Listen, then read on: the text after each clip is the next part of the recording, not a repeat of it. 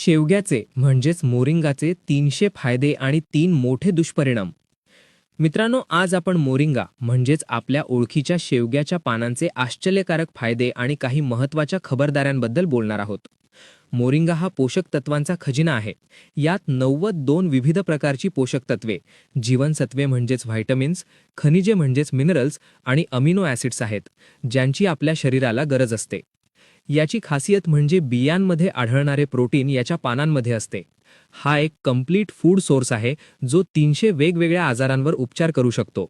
म्हणून तुमच्या बागेत या झाडाला नक्कीच जागा द्या आणि आठवड्यातून एकदा तरी याच्या पानांची भाजी खाण्याचा प्रयत्न करा. आता पाहूया मोरिंगा कोणत्या मोठ्या आजारांवर काम करतो.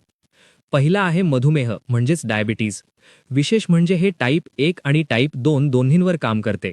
हे स्वादुपिंडाला इन्सुलिन बनवण्यास मदत करते आणि शरीराच्या पेशींना त्या इन्सुलिनचा वापर करण्यास सक्षम करते.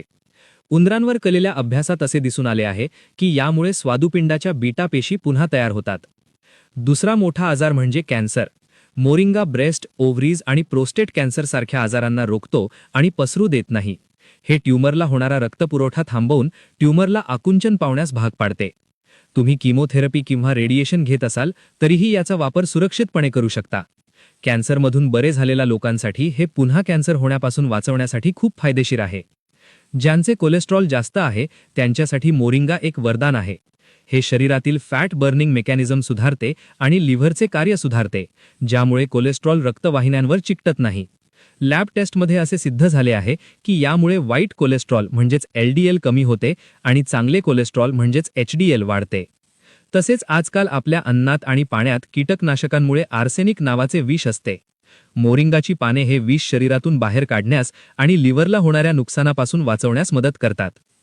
फिटनेस प्रेमींसाठी 100 ग्राम मोरिंगाच्या पानांमध्ये सुमारे 10 ग्राम प्रोटीन असते, जे स्नायू म्हणजेच मसल्स बनवण्यासाठी आवश्यक आहे. पचनासाठी यातील व्हायटमिन A आतड्यांमध्ये एक संरक्षक थर बनवते, ज्यामुळे अन्न सहजतेने पुढे सरकते आणि बद्धकोष्ठता दूर होते.